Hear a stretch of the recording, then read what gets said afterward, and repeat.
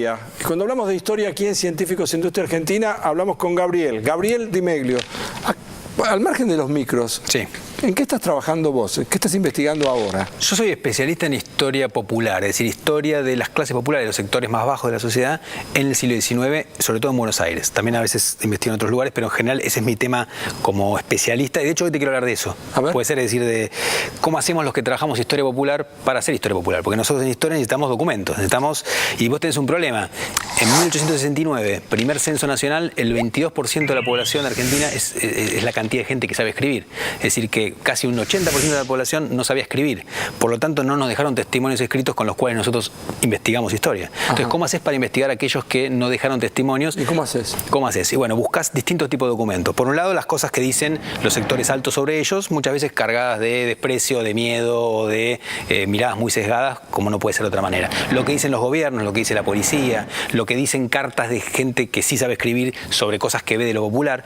Pero obviamente estas son miradas que nosotros llamamos desde arriba, es decir, de sectores sociales más altos, para tratar de reconstruir un poco más qué pensaban, qué querían, qué decían la gente común, digamos. Muchas veces se acude a otro tipo de documentos y el más privilegiado por los que hacemos esto son los juicios criminales o los juicios civiles. ¿Por qué?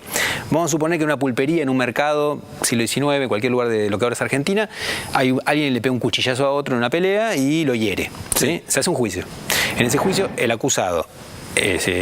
¿Alguien sabía leer y escribir? ¿Alguien se escribía? Por supuesto, el juez en general es un requisito. Es decir, porque saber leer y escribir es una de las grandes diferenciaciones sociales en esa época, algo de lo que divide la sociedad. Es decir, estar alfabetizado es un símbolo, digamos, de prestigio social. Aunque sea chiquito. Ahora, entonces, esa persona que escribe, bueno, la justicia del lugar va y hace un sumario. En ese sumario, en ese juicio, habla el acusado, habla la víctima si está vivo, y hablan un montón de testigos. Hablan y dicen, sí, yo estaba sentado tocando la guitarra, jugando las cartas, vi que entró tal, le dijo tal cosa. Y entonces, cuando termina ese testimonio, que lo toma un letrado, hay una cruz, que es como firma la gente que no sabe firmar, es decir, la gran mayoría de la población. En esos testimonios uno escucha voces de gente popular, es decir, de gente que no sabe escribir. Entonces tiene una manera de poder acercarse a qué es lo que estaban haciendo, qué es lo que pensaban. Estaban tocando la guitarra y estaban jugando las cartas. Exactamente. Un poco uno tiene la impresión a veces de que está reconstruyendo un mundo perdido, ¿no? Obviamente tiene un problema este documento, como todos los documentos en historia, que es que, yo siempre digo, si vos querés conocer el conurbano bonaerense, mirando policías en acción, tenés la sensación de que todo el mundo está a los tiros, porque estás viendo por el lado más violento. Es decir, con los juicios pasa lo mismo. Si vos ves la sociedad a través de juicios, el pasado, todo el mundo parece que es mucho más violento de lo que era. Pero en todo caso son los pocos documentos que tenés, y es muy rico para poder entrar a escuchar las voces de gente que de otra manera está perdida para la historia, ¿no? Bueno, pero también puede ser que haya gente... ¿Quién dice que el que escribía exactamente lo que...? Esa es otra de las discusiones que hay. Yo también hago una historia, la acomodo, porque total nadie sabía... Totalmente, pero en general lo que interesante que tienen estos documentos es que pensar que están hechos para obrar en el momento, es decir, para definir una situación. ¿Quién le pegó un cuchillazo a quién y por qué? ¿No? Y entonces uno puede haber tergiversiones. También es cierto que alguien está delante de un juez y todo el mundo yo no fui. Todo el mundo en un juicio trata de decir está todo el mundo mintiendo. En general, pero aún así hay maneras, vos podés reconstruir, y aún así están contando una realidad, están mostrándote cómo era un espacio, están diciendo por qué estaban discutiendo, uno gritó viva Artigas, el otro muere Artigas, es decir, te dan elementos, lo que un historiador llamó indicios, para poder reconstruir algo que es muy difícil de reconstruir, que es el pasado de aquellos que no han dejado otras huellas en la historia, como si dejan, por ejemplo, los miembros de la clase alta, que hoy son los próceres, que dejaron sus cartas, sus memorias, sus acciones fácilmente conseguibles. ¿Qué pasa con el grueso de la población? Esta es una de las maneras para tratar de construir esa historia, ¿no? Y no hay, te hago una última pregunta, debe haber también documentos de parte de gente que vino de afuera, por ejemplo Darwin escribió sobre lo que pasaba en Yo usé a Darwin, por ejemplo, para mis investigaciones, y muchísimos viajeros escriben, y es una fuente fundamental. Ninguna de esas fuentes vale por sí misma. Bueno, como ninguna, en ningún caso. Como ningún caso. Lo importante siempre es cruzar esos documentos, y eso es lo que nos permite reconstruir el pasado, ¿no? Gabriel Di Meglio, doctor en historia, cuenta cuál es su tópico de investigación o cuál es su área de investigación en este momento. Más que un tópico, es todo hablar de toda la historia de un siglo, cuando encima la documentación en sí misma es tan escasa o virtualmente inexistente. Nosotros seguimos con Científicos Industria Argentina así.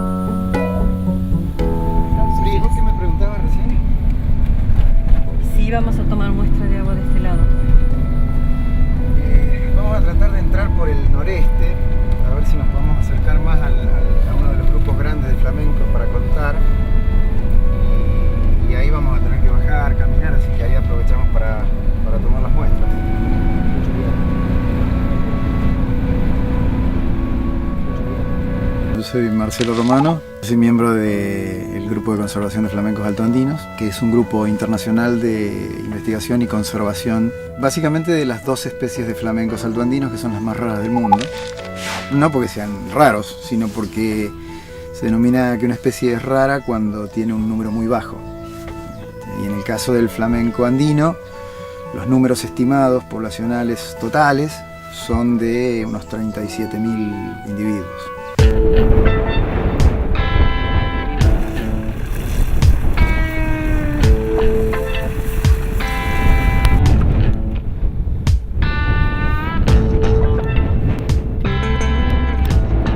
Esto es Laguna Los Flamencos. Estamos en el sur de Santa Fe, en lo que se conoce como Pampa de las Lagunas.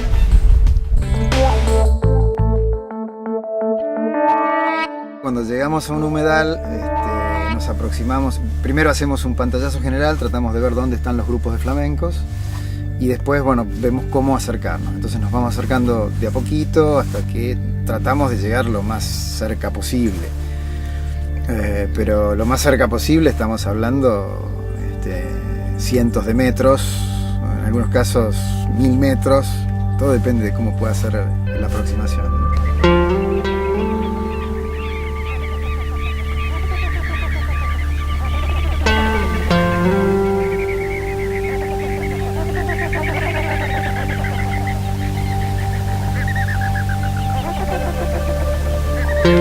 Flamencos altoandinos en Santa Fe. Especies: flamenco andino y flamenco de James. Población total mundial: flamenco andino, 37.000 individuos. Estado de conservación: flamenco andino vulnerable. Y trabajando en esta laguna empezamos a ver que había flamencos andinos y que no estaba determinado que estuviesen aquí. En realidad eran propios del altiplano y en ambientes de llanura no deberían estar, pero estaban. Entonces empezamos a meternos en ese tema y bueno, empezamos a hablar con otros investigadores en Argentina que estaban trabajando en la puna con estas especies y bueno, fuimos empezando a trabajar juntos.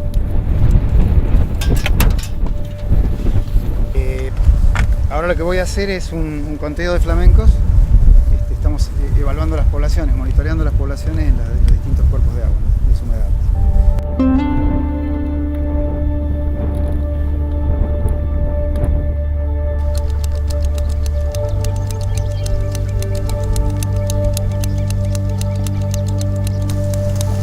¿Qué son, andino o chilense? Andino. ¿Andino? 482 andinos. ¿Adultos? ¿Total? Total, hay algunos juveniles que están muy... ¿Qué cantidad que hay?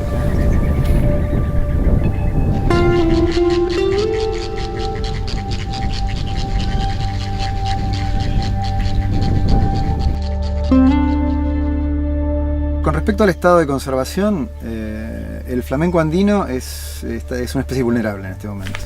Por lo que te decía antes, por el reducido número de individuos que hay a nivel mundial, ¿no?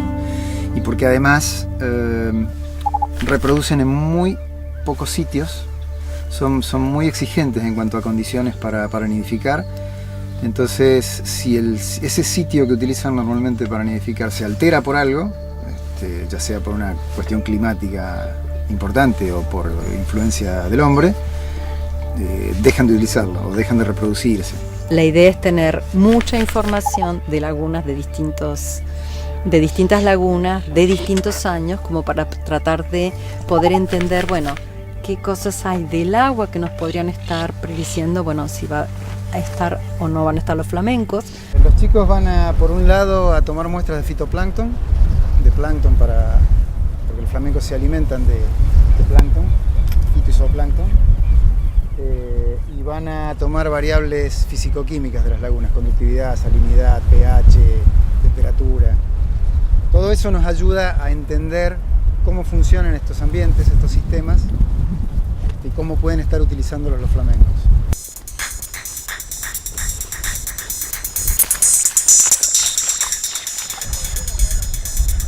Bueno, con esto vamos a medir fitoplancton en la columna de agua. Es una medida cualitativa la que vamos a hacer ahora. Más o menos 100 metros son los que vamos a caminar.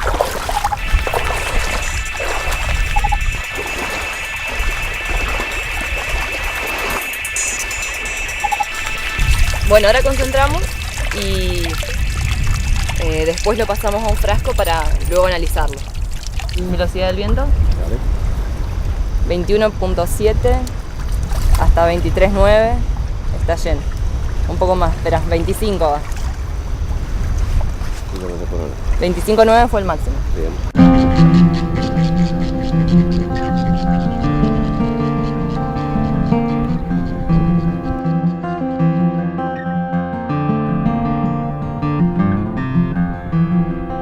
Vemos que año a año las condiciones de la laguna van cambiando. Por ejemplo, todo el año pasado fue un año muy seco y hubo toda una zona un poco más hacia el sur oeste de acá que estaban todas las lagunas secas.